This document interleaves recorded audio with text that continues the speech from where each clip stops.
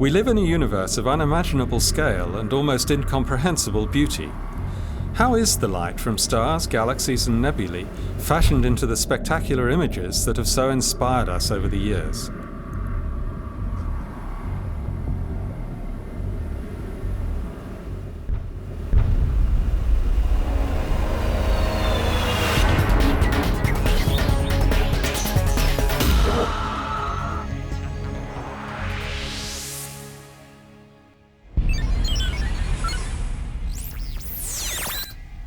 This is the Hubblecast, news and images from the NASA ESA Hubble Space Telescope.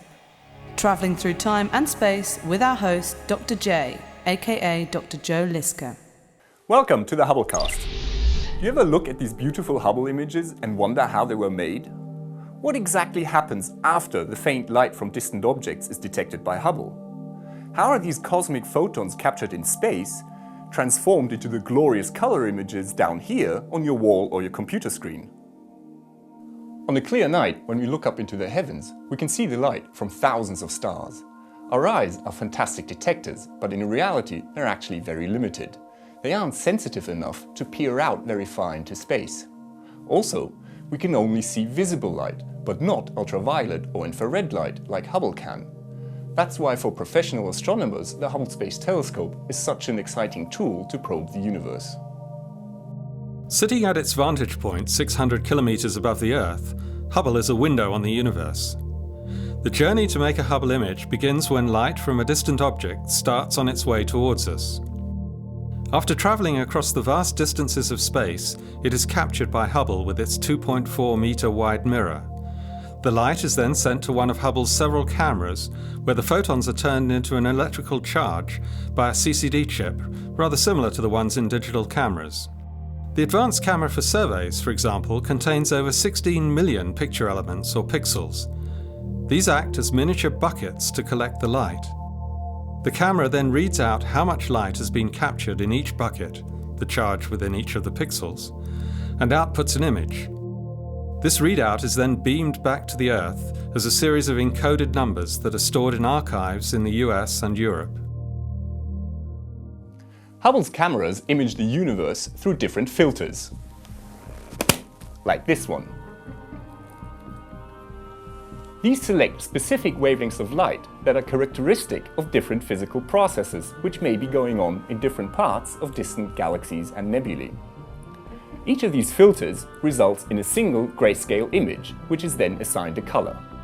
This color is usually chosen to more or less correspond to the actual color of the filter, although this is not always true. Anywhere between 2 and 6 of these images are then combined to create the final color image. Take this view of the colliding antennae galaxies. Hubble imaged this merging pair through red, green, and blue filters to reveal the different components inside the galaxies.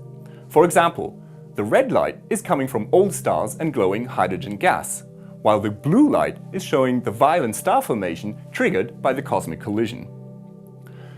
The red, green, and blue images are then combined to create the final multicolor image.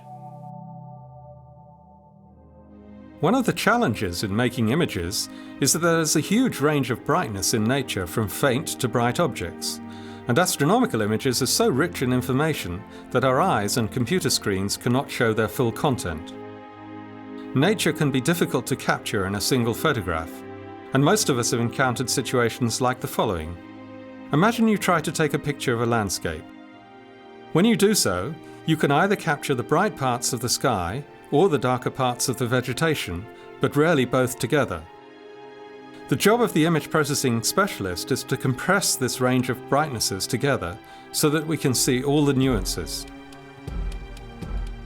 Image experts use the program FITS Liberator, pioneered by ESA, ESO and NASA, to produce a magnificent rich image which can be interpreted by our eyes.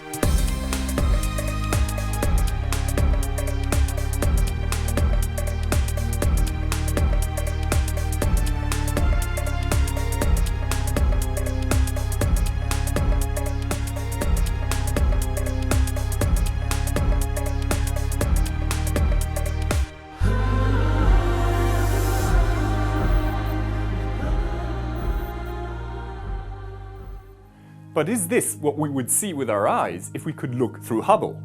Well, not really. Look at this image of the Cigar Galaxy.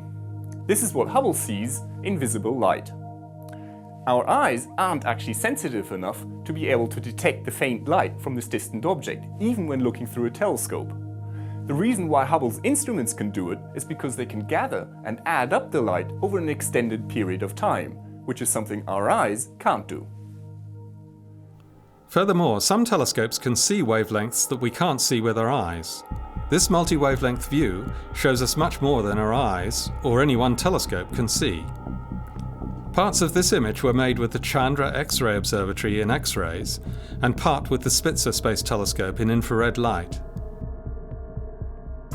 In this episode, we have seen how the images that have amazed and intrigued us are created. You too can have a go at making your own images. Just Google for Fitz Liberator. This is Dr. J, signing off for the Hubblecast. Once again, nature has surprised us beyond our wildest imagination.